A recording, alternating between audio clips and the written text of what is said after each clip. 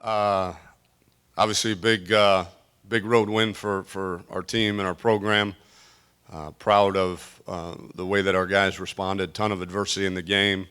A lot of ups and downs, and our guys didn't quit. We found different ways, offense, defense, special teams, to pick each unit up when maybe the offense wasn't playing as well. The defense kept us in the game.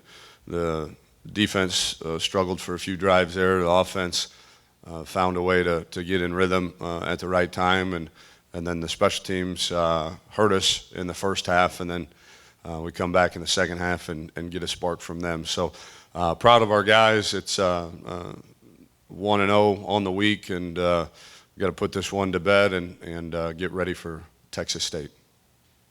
You talk about national relevance, how this win, what it's going to do for you guys. When you see that you guys are in the conversation for the top 25, what can that do for your program and for your guys? Not a ton after week 2. Maybe if we're sitting here in 8 or 9 weeks still talking about it, then might mean a little bit more. But there's a whole lot of season left to play. I think the biggest thing that the win did probably was, as I've been quoted prior to saying, is that hopefully some of those fringe guys in the locker room will look at it and say, hey, this crazy guy and his staff might know a little thing about what they're doing, and it's time for me to jump all in. So we got about 25 guys that are all in my opinion, right now. Need about another 15 or 20 to go where we need to go at the end of the season. So again, the only kind of factor that I think about is how this win and the way that we won affects the locker room, and it should hopefully affect it positively. Tom, with having a bye week so early, I know it's tough to kind of gauge or evaluate things, but anything jump out at you that you can, through 2 games that you can evaluate and say we're on pace where we should be, where we're not, those kind of things? Yeah, it is early to tell. I think, looking earlier in the year when the schedule came out, to see that our bye week was the second week of the season, and the initial reaction is to react negatively to it, knowing that you're going to have a 10-week straight stretch there of games there to close it out. But I think it comes at a good time for us. I'm choosing to find the silver lining in it, in the fact that we had a grueling, very mentally and physically taxing training camp, coupled with then the first 2 games, with obviously the second one being a really, really, really physically and emotionally and mentally taxing game, that it's coming at a good time to kind of take a deep breath. And the way I see it, with our 4 weeks at training camp and 2 weeks into the season, we've gone 6.5 straight weeks now, and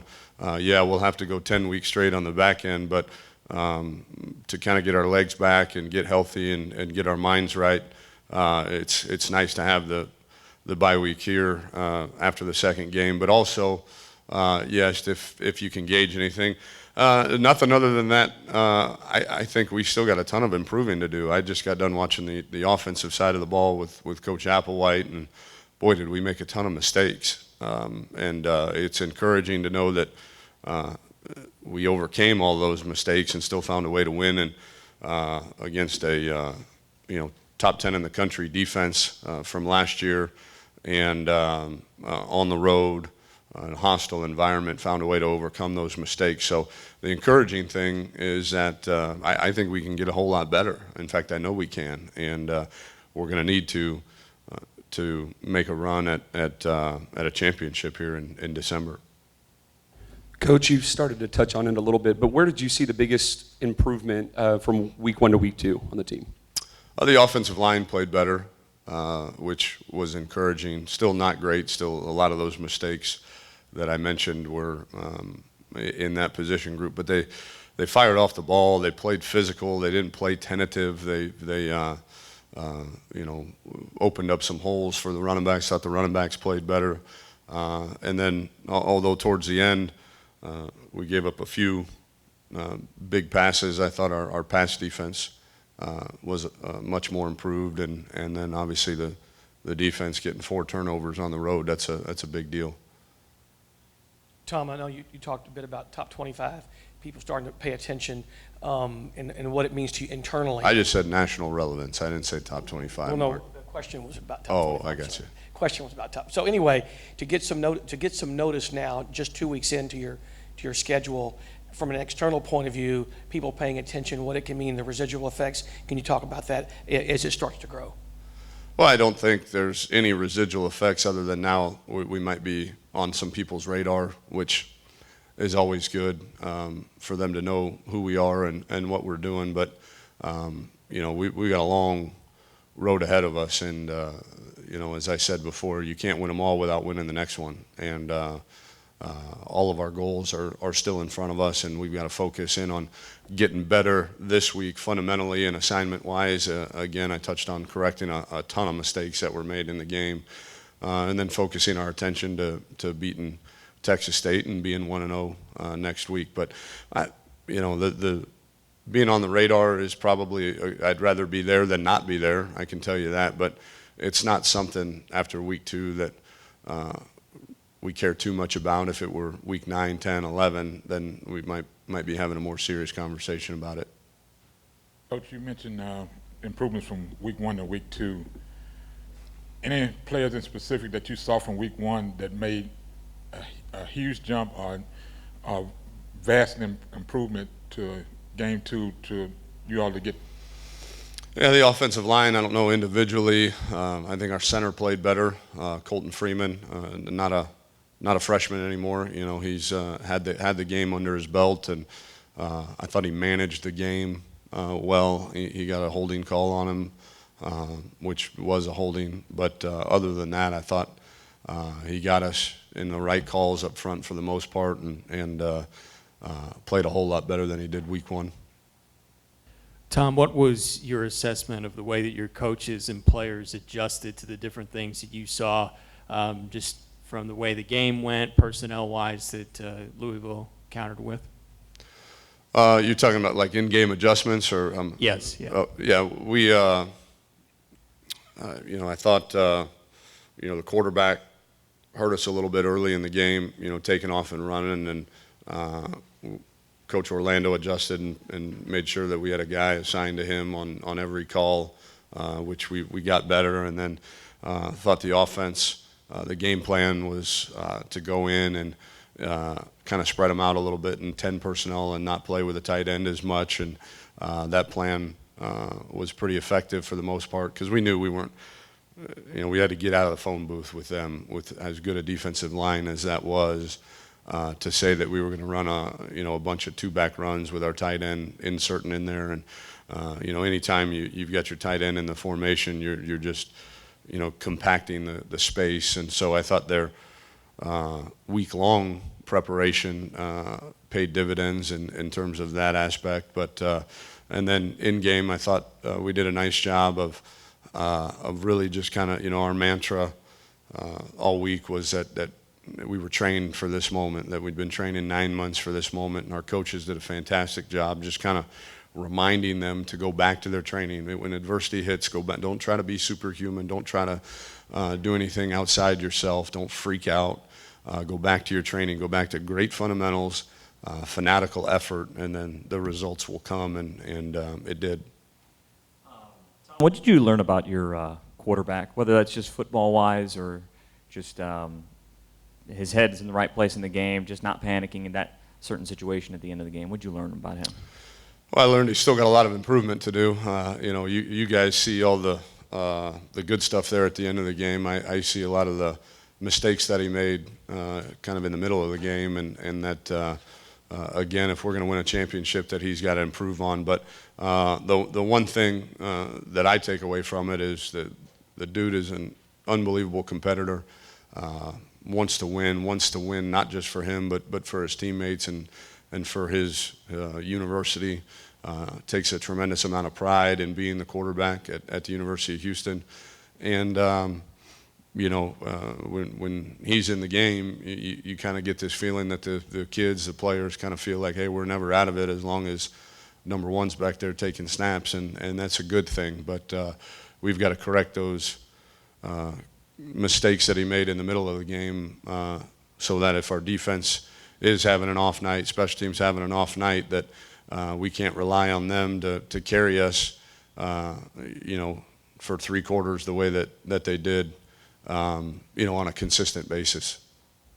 On Greg, I don't want to misquote you, but I think after the game you had said that at times it looked like he was reinventing things or inventing things Yeah. out there.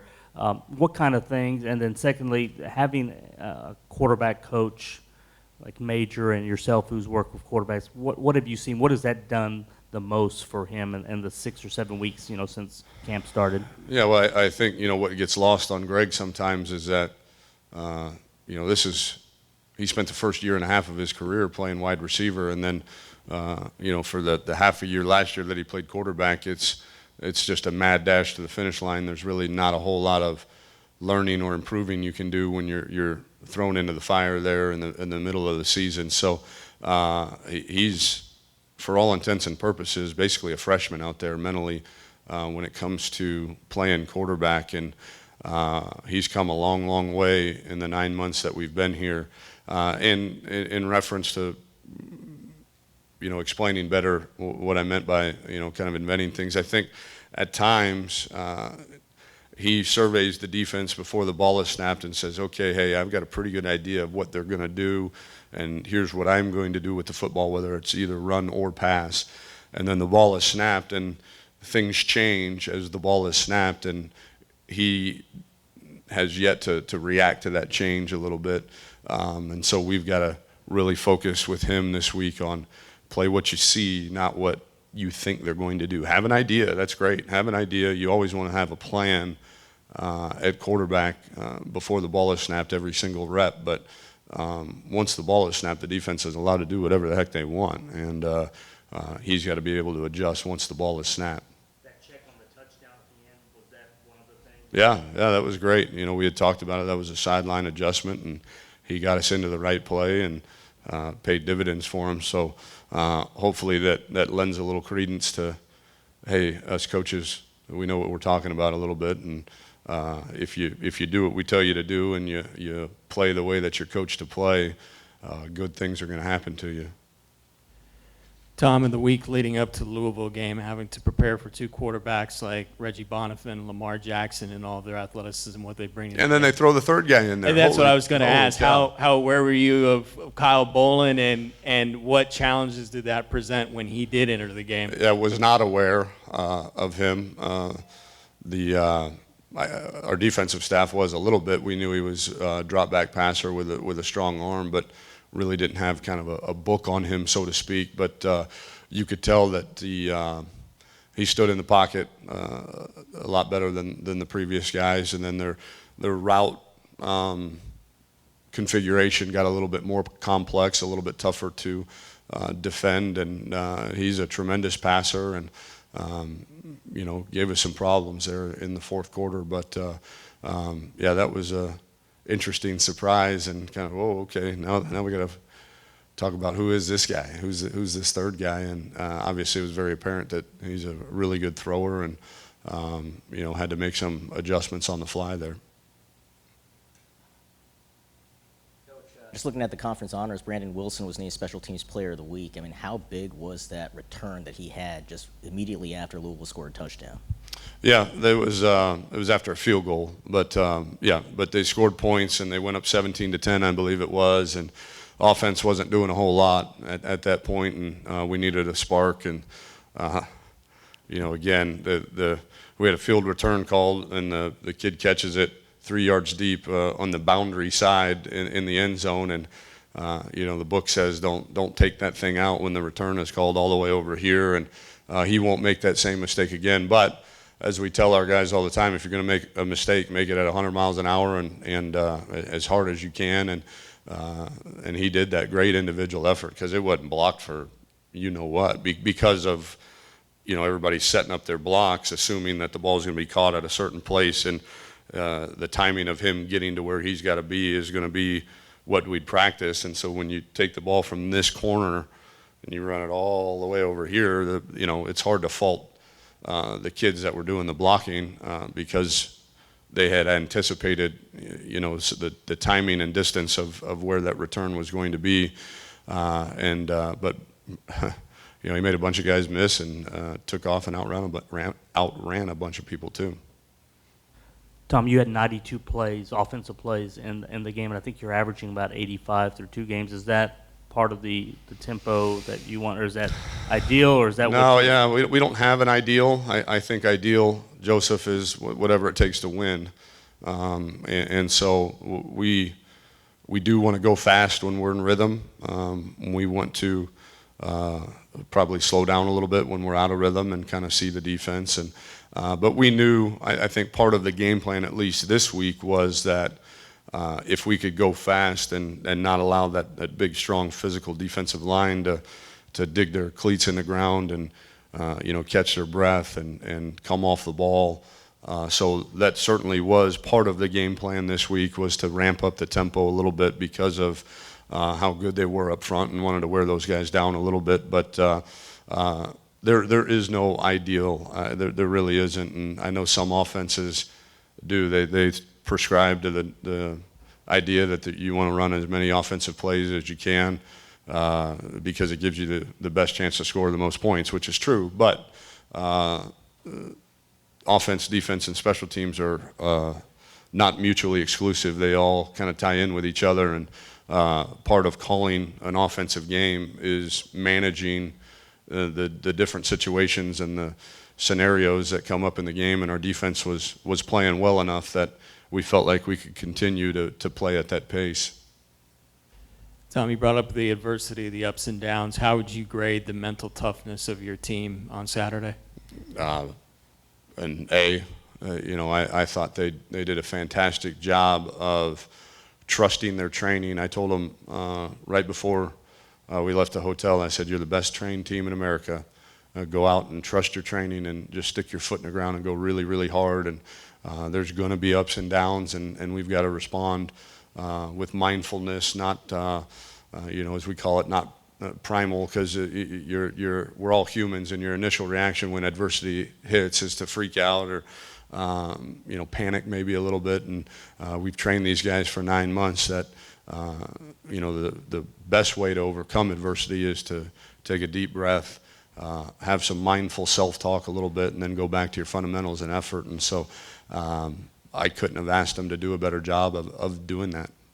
Along those lines, you've mentioned Yancey McKnight's contributions repeatedly. I think you call him the culture coach. He's the culture coach, Can no you doubt. kind of explain kind of what, I guess, first the hiring of him and getting him to come here, and then what specifically he does or he targets to the guys to get them to where you say they are? Yeah, he, I'd worked with him at Rice for 2 years, and then at Iowa State for 3. And at Rice I saw him turn a bunch of doctors and lawyers into 10-game winners, and then at Iowa State I saw him turn a bunch of 2-star recruits into a team that could beat Texas at Texas, could beat Nebraska at Nebraska, beat Oklahoma State when they were ranked second in the country, and had some monumental wins there with teams that, to be quite honest with you, the teams we were beating wouldn't have traded any of their players for our players. And he found a way to get them not just physically in the best shape and strong and fast and all that good stuff, but to the second part of your question, those guys are around our team way more than the head coach or even the position coach. And so he's got to be in perfect alignment with what we believe in. And he's got to be that, like we said, that culture coach every day is a constant teaching and reminder of how to survive in this culture and survive under these expectations. And I can't imagine standing here in front of you today without him. He's tremendous, tremendous. Having the bye week, the off week this week, any special plans for the weekend? No, yesterday was good. I got a chance to sleep in a little bit, spend some time with the kids and the wife, and hard to watch NFL. I watched recorded college games more than I did the NFL. But watched a movie last night, grilled some steak, which was good. So had yesterday off. We'll go. We've got all of our assistants, other than our two coordinators, on the road recruiting today, and then we'll come back. We'll take them off the road and we'll practice really good, hard physical practices Tuesday, Wednesday, Thursday, and then we'll send them back out on the road Friday, and I'll go on the road as well myself on Friday and visit some high schools and go to some games, and then we'll have Saturday off as a staff, and that'll be kind of nice to sit back and watch some college football from morning to night instead of having to bear with the NFL schedule that was on Sunday. But it's come at a good time. Damn, you're full of them today, huh? You got a bunch, I won't man. see you for a week. Yeah. Your run defense, I know some of it was taken, their yards were taken away on sacks, but it looked like you guys have done a really good job containing the other teams' running game. Is that contributions from the D line? I mean, have you been impressed with what you've seen there, and just in how you The D line played better, definitely. We put a lot on their shoulders this week, and knowing how big and physical that offensive line was going to be, we knew that we had to get excellent defensive line play, and without having watched the defensive side of the ball, it felt like on the field that we were getting that. And then we got to do a better job, Joseph, in the containing mobile quarterbacks like the kid they had the first three quarters. But in terms of the run game to the running back, I thought we defended that extremely well, and the defensive line got great push and allowed our two really good linebackers in Stephen Taylor and Elandon Roberts to kind of run around a little bit and make some plays. Actually just went into that. Can you talk about the Stephen Taylor's block at the end to seal it, and also kind of on what you just touched on? How big is a win like this for recruits? Yeah, Stephen's block was great. We had went back and forth. We've got two different blocks. We've got a block. It was a 53-yard attempt or something like that. One that's from that distance we call must block, where we bring in a couple offensive guys like Romello Brooker and Isaiah Johnson to kind of jump and try to block the field goal from our side of the line of scrimmage, anticipating a low line drive. But we knew this kicker was pretty good. He had the wind behind him, so we felt like he was going to get it up in the air, and we called block left from our left side, and Stephen did a great job of getting skinny and just got a fingertip on it enough to change the trajectory and make it fall short. So excellent individual effort on his part. And again, it goes back to the way he's trained. I mean, we teach them how to do that. That doesn't just, hey, line up and go run here. We teach them how to get skinny and rip through and stick your hand out at the last moment and all that good stuff. And then to answer your question about recruiting, I think it's fantastic. I think, at a point you have to put your money where your mouth is a little bit, and you're selling a vision. You're selling some history with myself and our staff and the successes that we've had other places, but at some point you got to be able to sell success at Houston, and obviously we took a big step in doing that Saturday. Good? Yeah, good. Matt Adams got a hip pointer. He should be okay. Ben Dew, a little turf toe, but should be okay. Everybody is full go for practice on Tuesday. We'll have Hayden Daniels back Tuesday for practice. And then I would anticipate Khalid Kakuma being available. I don't know if he'll be full go for practice on Tuesday, but should be available for the game next Saturday. Good? Thanks, guys.